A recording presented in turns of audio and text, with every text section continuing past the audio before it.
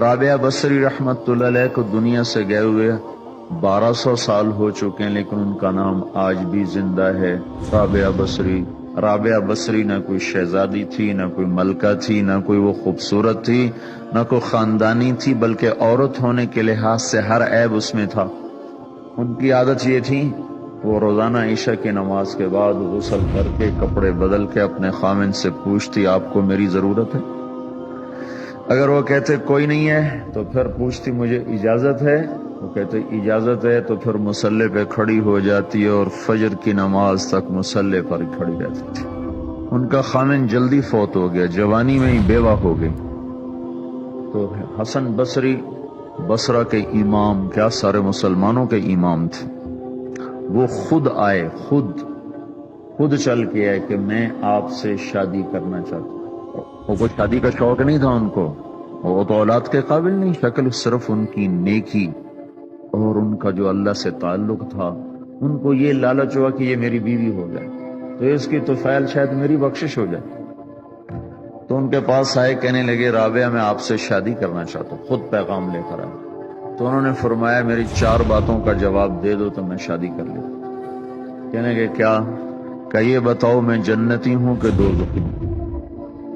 کہنے لگے یہ تو میں کچھ نہیں کہہ سکتا۔ اچھا یہ بتاؤ جب اللہ تعالیٰ قیامت میں اعمال نامے اڑائے گا، کسی کے سیدھے ہاتھ میں آئے گا، کسی کو الٹے ہاتھ میں آئے گا، میرے سیدھے ہاتھ میں آئے گا کہ الٹے ہاتھ میں آئے گا؟ کہنے لگے یہ بھی کچھ نہیں بتا سکتا۔ کہنے لگے اچھا یہ بتاؤ جب اللہ نیکیوں کو تولے گا، کسی کی نیکیاں بڑھ جائیں گی، کسی کے گناہ بڑھ جائیں گے، میرے گناہ زیادہ ہوں گے نیکیاں زیادہ ہوں گی؟ کہ یہ بھی نہیں بتا سکتا۔ کہ اچھا یہ بتاؤ جب لوگ بول سرات سے گزریں گے، کوئی پار نکل جائیں گے، کوئی نیچے گر جائیں گے، تو میں پار نکلوں گی کہ دوزخ میں گروں گی؟ کہنے لگے یہ بھی میں نہیں بتا سکتا۔ تو پھر فرمایا اچھا جاؤ مجھے تیاری کرنے دو، مجھے ان 4 باتوں کی تیاری کرنی ہے، میرے پاس شادی کے لیے وقت کوئی نہیں ہے۔ جو اللہ سے دوستی لگا لیتے ہیں اللہ دنیا ان کے لیے مسخر کر دیتے، اللہ دنیا ان کے پاؤں میں ڈال دیتے۔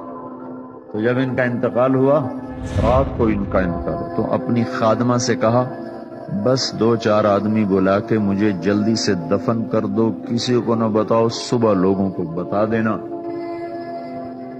اور مجھے کفن دینا میری اس چادر میں جس میں میں تہجد پڑا کرتی تھی۔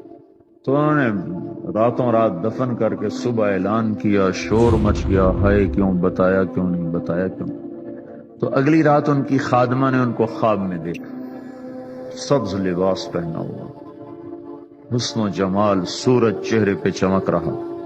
پوچھا آپ کے ساتھ کیا ہوا؟ کہا میرے اللہ نے میرے ساتھ بہت عمدہ معاملہ کیا۔ کہا آپ کی وہ چادر کہاں گئی جس میں آپ کو کفن دیا تھا؟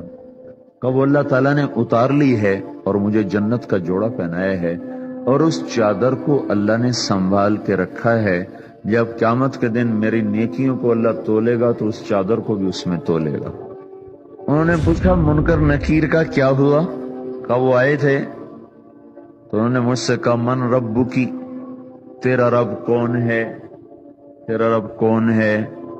تو میں نے منکر نکیر سے کہا جس اللہ کو 40 سال نہیں بھلایا اس کو 4 ہاتھ زمین کے نیچے آ کر میں بھول جاؤں گی؟ کہ جس رب کو 40 سال میں نہ بھلا سکی اس کو 4 ہاتھ زمین کے نیچے آ کر میں بھول جاؤں گی؟ تو منکر نکیر نے کہا اب اس کا آگے کیا حساب لینا، چلو بھائی واپس چلو۔